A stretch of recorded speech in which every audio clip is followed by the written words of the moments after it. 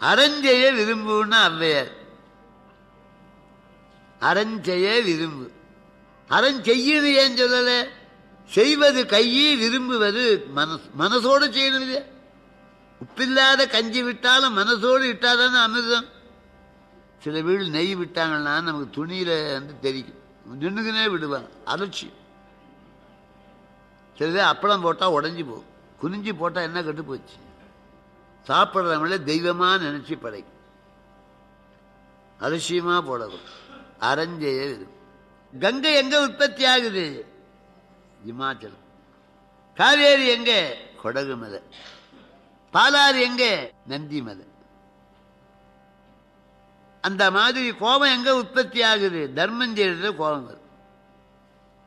நீங்க ரயில்வே ஸ்டேஷன்ல நாக்கால உட்காந்து ஒரு ஏழை வந்து ஐயான்னா 10 பைசா கொடு. இன்னொருத்தன் போய் வந்தான் 10, அவன் போய் சொல்லிட்டான், அவரு துட்டு கொடுக்குறாரு ஆத்து. இன்னொருத்தன் வந்தான் ஐயான்னா 10 பேர். கிழவி 10 கொடுத்து வந்தவனே வந்தான், என்ன வரும்?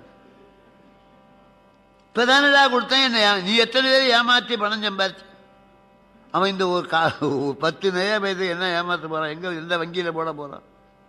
10 நயா பைசா ஒரு டீ கிடைக்குமா? அப்பா முந்தி ஒரு முறை வந்தேன், 2வது முறை வந்துக்கிறேன், இந்த அப்பான்னு 10 பைசா கொடுத்தா உன் தகுதிக்கு என்ன கட்டு போச்சு? வந்தவனே வந்த கோபம் வருது இல்லையா?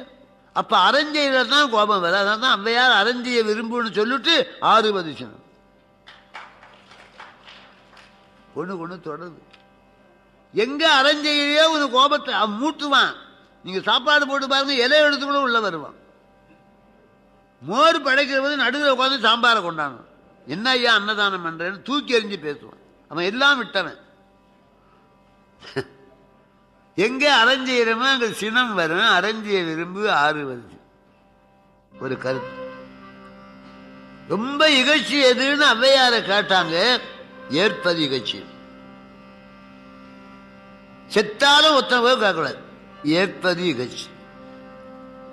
ஒருத்தர் போய் ஒரு புலவரை கேட்டாரு, உலகத்திலே ரொம்ப அற்பமான பொருள் எது? அற்பம்.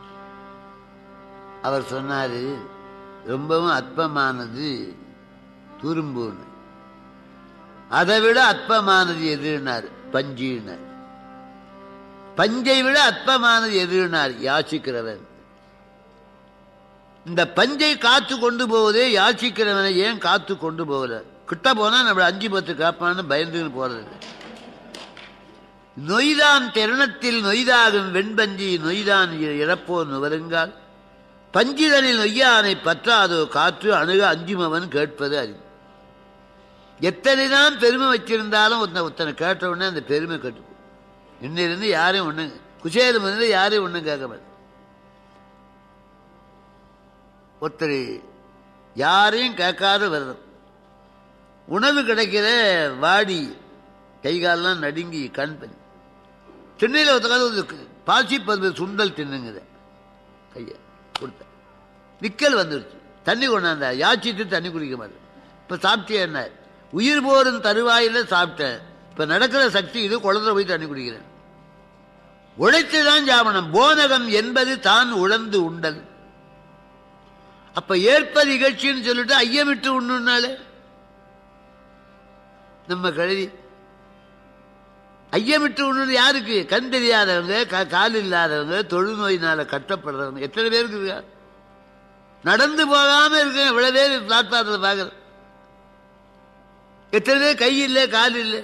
அந்த மாதிரியானவங்களுக்கு ஐயம் இட்டு உண்ணு. வலிமையானவங்களை ஏற்பது இகழ்ச்சி. ஔவையார் மாதிரி ஒத்தரை இப்படி சொல்லுவேன். ஆத்திச்சூடி இன்னொரு முறை படி.